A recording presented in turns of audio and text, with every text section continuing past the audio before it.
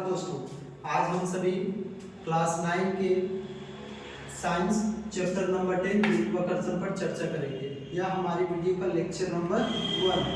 और भी क्योंकि गुरुत्वाकर्षण यह चैप्टर इतना ज़्यादा लंबा ही है कि एक ही वीडियो में पूरा चैप्टर करवा पाना मुश्किल है, इसलिए इसको हम लोग लेक्चर वाइज लेक्चर लाते रहेंगे ताकि वीडियो ज़्यादा लंबा ना हो।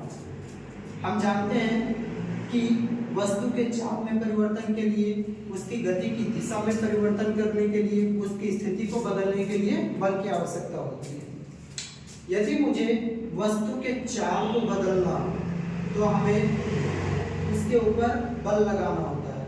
वस्तु की गति को बदलना हो उसके ऊपर बल लगाना होता है। वस्तु के स्थिति को बदलना हो, उसकी दिशा को बदलना हो तो भी उसके ऊपर बल लगाना होता है। बिना बल के कुछ नहीं हो सकता है। जैसे कि लकड़ी का एक टुकड़ा जो पॉइंट ए पर रखा गया, इस लकड़ी के टुकड़े को पॉइंट ए से पॉइंट बी तक तभी पहुंचाया जा सकता है जब इस लकड़ी के ऊपर में एक बल कार्य करेगा।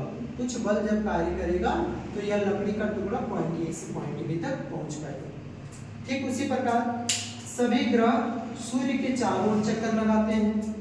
चंद्रमा का पृथ्वी के चारों ओर चक्कर लगाना, तो इन सभी वस्तुओं, ग्रहों, उपग्रहों के बीच एक बल अवश्य होना चाहिए।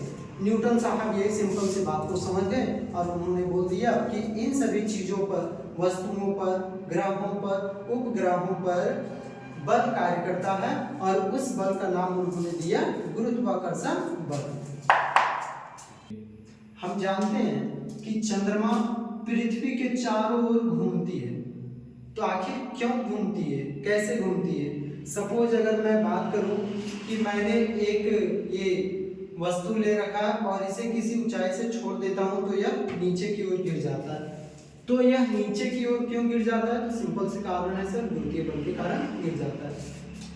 तो यह जो है, यह वस्तु, छोटा सा ऑब्जेक्ट जो पृथ्वी पर ही क्यों गिरा? क्या कभी आपके दिमाग में सवाल उठा है कि पृथ्वी ही क्यों नहीं इसकी तरफ आकर्षित हो गया? तो यही चीजों को हम लोग पढ़ने जा रहे हैं। चंद्रमा पृथ्वी के चारों ओर घूमती है, आखिर किस कारण से घूमती है, इस चीज पर हम लोग अभी चर्चा करने जा रहे हैं। तो आइए अब हम लोग देखते हैं और इसको समझते हैं कि चंद्रमा जो है वह हमारे पृथ्वी के चारों ओर गोल गोल क्यों घूमती है। तो उसके लिए मुझे एक एक्सपेरिमेंट करना होगा। आप सभी चाहें तो इसको एक्सपेरिमेंट को अंजाम दे सकते हैं, तब हम लोग समझ जाएंगे कि आखिर चंद्रमा गोल गोल पृथ्वी के चारों तरफ क्यों घूमती है, वह पृथ्वी से जाके टकरा क्यों नहीं जाती है। तो इसको समझने के लिए एक्सपेरिमेंट क्या है कि आप क्या कीजिए, एक सबसे पहले आपको उसके लिए एक रस्सी के टुकड़े की जरूरत होगी। एक रस्सी चाहिए। उस रस्सी के एक एंड पर आप उस रस्सी के एक एंड पर कोई एक ऑब्जेक्ट बांध दीजिए। फॉर एग्जाम्पल मैंने जो है वो एक छोटा सा पत्थर बांध रखा है और इस रस्सी के टुकड़े को एक एंड से पकड़े रहना। अब क्या होगा कि आप अगर देखेंगे कि जब रस्सी के टुकड़े को गोल गोल ऐसे करके पकड़ के घुमाते हैं हम सभी, तो क्या होता है कि वह रस्सी का टुकड़ा जो है वह हमारे चारों तरफ गोल गोल गोल गोल घूमने लगता है। जब रस्सी को तेजी से गोल गोल अपने चारों तरफ घुमाया जाता है तो पत्थर निश्चित चाल से गोल गोल गोल गोल गोल गोल हमारे चारों तरफ घूमने लगती है।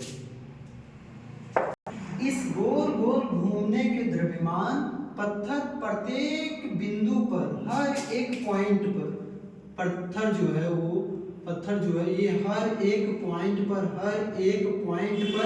अपनी गति की दिशा को बदलते रहती है और यही कारण से पत्थर हमारे चारों तरफ घूमते रहती है। अब सवाल ये उठेगा कि सर आखिर पत्थर को जब हम एक रस्सी के टुकड़े की सहायता से गोल गोल बांध के घुमाएंगे तो ये हर एक पॉइंट पर, मतलब यहाँ पर भी अपनी स्थिति को बदलेगा, यहाँ पर भी अपनी दिशा को बदलेगा, इस पॉइंट पर भी, इस पॉइंट पर भी, इस पॉइंट पर भी, इस पॉइंट पर। हाँ बिल्कुल सही, हर एक पॉइंट पर अपनी स्थिति को बदलता है। फॉर एग्जाम्पल अगर मैं बात करूँ ऐसे, ये मान लेते हैं ये 3 कोना है। अगर ये ऑब्जेक्ट जो है इस पॉइंट से इस पॉइंट, इस पॉइंट से इस पॉइंट, पुनः इस पॉइंट से इस पॉइंट पर आती है, पॉइंट ए से बी, बी से सी और सी से पुनः ए पर आती है, तो उस वस्तु को 3 बार अपनी दिशा को बदलना होगा। ठीक उसी प्रकार से मान लेते हैं कि ये 4 कोना हो गया और वस्तु ट्रेवल कर रही है पॉइंट ए से बी, बी से सी, सी से डी और पुनः डी से ए, तो वस्तु को 4 बार अपनी स्थिति को बदलना होगा।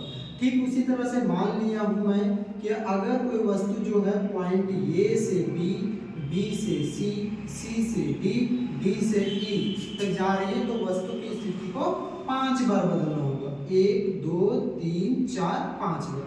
अगर ये हेक्सागोनल शेप रहेगा, हेक्सागोनल, तो वस्तु की स्थिति को 1 2 3 4 5 6 बार बदलना होगा। अब आप लोगों को कुछ समझ में आता होगा कि ये 3 कोना था, 3, ये 4 इसमें कोना हुआ, इसमें 5 हुआ, ये 6। धीरे धीरे आप लोग देख सकते हैं कि हमारा वृत्त का स्ट्रक्चर ये तैयार हो रहा है। इसे देखने पर हमें साफ साफ पता चल रहा है ये एक वृत्त के जैसा है। तो जैसे जैसे वृत्त बनते जाएगा वैसे वैसे इसमें कोनों की जो संख्या होगी वो भी बढ़ते जाएगी। अगर मैं ऑक्टागोनल शेप की बात करूं तो यदि इसमें 3 कोना था इस वस्तु में, तो यह अपनी स्थिति को 1 2 3 बार बदलेगा। यह अपनी स्थिति को 1 2 3 4 बार बदलेगा। यह अपनी स्थिति को 1 2 3 4 5 बार। यह अपनी स्थिति को 1 2 3 4 5 6 बार। 6 कोना है तो उसमें 6 बार अपनी स्थिति को। अगर मैं ऑक्टागोनल शेप की बात करूं, ऑक्टागोनल, ऑक्टा का मतलब होता है 8, गणन मतलब उसका कोना। अगर उसमें 8 कोना, 1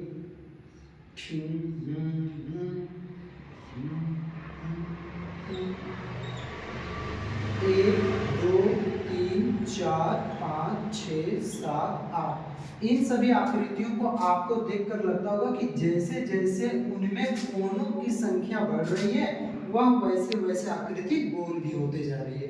अर्थात इससे पता चलता है कि जब एक वृत्त बनेगा तो उसमें जो बिंदुओं की संख्या होगी वह अनगिनत होगी। इसलिए बोला जाता है कि जब आप कोई पत्थर को गोल गोल गोल गोल अपने चारों तरफ घुमाते हैं तो वह पत्थर अपनी हर एक बिंदु पर अपनी गति की दिशा को बदलते रहती है और यही बल के कारण पत्थर क्या करती है, आपके चारों तरफ बदलती रहती है। अब क्या होगा, इसमें सबसे ट्रेजेडी वाली बात क्या है कि जैसे ही आप पत्थर को अपने गोल गोल इस तरह करके आप घुमाएंगे, इस तरह करके जब घुमाते जाएंगे, तो अगर आप उस टाइम मान लेते हैं ऐसे ऐसे करके घुमा रहे हैं और मैं अगर बात करूंगा कि ऐसे छोड़ दूं तो इस तरह करके पत्थर घूम रहा है ऐसे करके इस पॉइंट से घूम रहा है और मैं इसे छोड़ दूं, अभी तो घूमते हैं, इसे मैं छोड़ दूं यहाँ पर तो यह पत्थर सीधा निकल जाएगा, मतलब आने की सरल रेखीय गति पर वो निकल जाएगा। और यही बात होता है हमारे पृथ्वी और सूर्य के बीच में। सपोज कीजिए कि यहाँ पर ये जो है ये हमारा पृथ्वी है और इस पत्थर को अब आप मान लीजिए कि यह जो है वह चंद्रमा है। पृथ्वी चंद्रमा से भारी होने के कारण पृथ्वी का गुरुत्वाकर्षण बल चंद्रमा को अपनी तरफ खींचे रखती है और वही बल के कारण चंद्रमा जो है पृथ्वी के चारों तरफ लगातार गति करते रहती है। वह किस बल के कारण गति करते रहती है, तो उस बल का नाम हम सभी देते हैं अभिकेंद्र बल।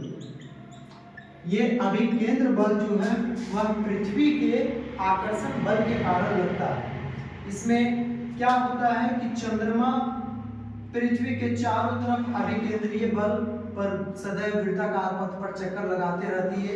यदि यह अभिकेंद्र बल ना हो, मतलब सपोज कर लेते हैं कि हमारा पृथ्वी ना हो, तो हमारी जो चंद्रमा है वह जब पृथ्वी नहीं होगा तो हमारा चंद्रमा जो है वह वृत्ताकार पथ पर चक्कर नहीं लगाएगी और सीधा एक सरल रेखा के पथ पर निकल देगी। मतलब आने की जो चंद्रमा पृथ्वी के चारों तरफ घूम रही है वह अभिकेंद्र बल के कारण घूम रही है और यह अभिकेंद्र बल पृथ्वी के आकर्षण बल के कारण आ रहा है। तो आप स्क्रीनशॉट ले लीजिए। तो अब हमें पता चल गया कि कोई भी पूछ दे कि चंद्रमा बताइए पृथ्वी के चारों तरफ क्यों घूमते रहती है, तो सिंपल से आप उसको उदाहरण दे सकते हैं कि कुछ नहीं, बड़ा ही सिंपल सी बात है कि यहाँ पे एक रस्सी ले और रस्सी के एक किनारे के सबसे लास्ट किनारे में वहां पर एक छोटी सी पत्थर बांधे और उसे अपने चारों तरफ गोल गोल घुमाएं, तो वह पत्थर क्या होगा, वृत्ताकार पथ पर आपके चारों तरफ घूमते रहेगा। और इस कारण से घूम रहा है क्योंकि आप उस पत्थर के ऊपर एक अभिकेंद्र बल लगा रहे हैं, है ना, इस कारण से वो घूम रहा है। ठीक उसी तरह से अगर बात किया जाए पृथ्वी के चारों ओर चंद्रमा की गति क्यों होती है, तो इसलिए होती है क्योंकि पृथ्वी के आकर्षण बल के कारण चंद्रमा के ऊपर अभिकेंद्र बल लगता है, इस कारण से चंद्रमा इसके चारों तरफ घूम रही होती है। यदि अभिकेंद्र बल या यदि मान लेते हैं कि यदि यह अभिकेंद्र बल ना हो तो चंद्रमा वृत्तीय पथ पर घूमने के बजाय सरल रेखीय पथ पर गति करने लगेगी। इसलिए अभिकेंद्र बल का होना अति आवश्यक है, अर्थात पृथ्वी के चारों ओर जो चंद्रमा घूम रही वह अभिकेंद्र बल के कारण घूम रही है। ओके, तो दोस्तों अभी तक हम लोग कुछ बेसिक जानकारी जुटा ली है, और जानकारी क्या जुटा है उन सभी को एक बार क्विक सा रिवीजन करते हैं हम लोग कि यदि वस्तु के चाल में परिवर्तन करना हो, वस्तु की गति की दिशा में परिवर्तन करना हो तो हमें उसके ऊपर बल लगाना पड़ता है। सभी ग्रहों का सूर्य के चारों ओर चक्कर लगाना, चंद्रमा का पृथ्वी के चारों ओर चक्कर लगाना, परिक्रमा करना, यह सभी गुरुत्वाकर्षण बल का ही परिणाम है। और अभी हम लोगों ने एक्सपेरिमेंट के माध्यम से यह भी जाना कि कैसे चंद्रमा पृथ्वी के चारों ओर परिक्रमा करती है। तो अगर अभिकेंद्र बल ना हो उस टाइम तो फिर क्या होगा कि चंद्रमा जो है वो पृथ्वी के चारों ओर परिक्रमा ना करते हुए बल्कि वह सरल रेखीय पथ पर निकल जाएगी और हम सभी जो है बिना चंद्रमा के ही रह जाएंगे। तो अब हम लोग पढ़ते हैं गुरुत्वाकर्षण बल के बारे में टॉपिक, ये मेन टॉपिक है गुरुत्वाकर्षण बल क्या है। अक्सर एग्जाम में पूछ लिए जाते हैं कि गुरुत्वाकर्षण बल से आप क्या समझते हैं, तो आइए इसको हम लोग सीखने का प्रयास करते हैं। इसके लिए क्या होता है, मान लेते हैं कि यदि कोई वस्तु को ऊंचाई से गिराया जाता है, इस ऊंचाई से इस पॉइंट से गिराएंगे तो यह वस्तु नीचे की ओर गिर जाती है, तो यह वस्तु किधर गिर रही है, पृथ्वी की तरफ नीचे की ओर गिर रही है, क्योंकि पृथ्वी इसे अपनी ओर आकर्षित करती है। कभी ना कभी यह सवाल जरूर उठा होगा कि अक्सर चीजें जो है ऊपर से नीचे गिरती है तो वह हमेशा नीचे ही गिरती है, क्यों ना पृथ्वी उसकी ओर आकर्षित हो जाए। मेरा कहने का मतलब है ये कि अगर मान लेते हैं कि इस ऑब्जेक्ट को मैं यहाँ पर इस वस्तु को छोड़ दूं तो नीचे की ओर गिरती है, ऐसा क्यों नहीं होता है कि यह ऑब्जेक्ट जो हमारे पृथ्वी को खींच ले, यह मेरा कहने का मतलब है। तो यह नहीं हो सकता है, ऐसा इसलिए नहीं हो सकता है क्योंकि पृथ्वी की तुलना में इस डस्टर का द्रव्यमान जो है वह नगण्य है। अगर बात करें हमारे पृथ्वी के द्रव्यमान की तो पृथ्वी का द्रव्यमान होता है 6 × 10⁻24 kg, मतलब 6 लिखकर आप 24 जीरो दे दें, 1 2 3 4 5 6 7 8 9 10 11 12 13 14 15 16 17 18 19 20 21 22 23 24, इतना केजी है हमारा पृथ्वी का द्रव्यमान। और इस डस्टर का द्रव्यमान कितना रहा, इस डस्टर का द्रव्यमान अधिक से अधिक 30 ग्राम, तो इतना केजी के सामने 30 ग्राम को भी महत्व नहीं रह सकता। इसलिए यह डस्टर जो है हमारी पृथ्वी को आकर्षित नहीं करती, बल्कि हमारा पृथ्वी जो है इस डस्टर को आकर्षित करता है। ओके, तो आइए अब हम इसका डेफिनेशन पढ़ते हैं कि विश्व के प्रत्येक पिंड यानी कि वस्तु, विश्व का प्रत्येक वस्तु, पूरा ब्रह्मांड का, पूरा विश्व का बात कर रहे हैं कि ब्रह्मांड, यहाँ पर विश्व की जगह पर आप ब्रह्मांड भी लिख सकते हैं।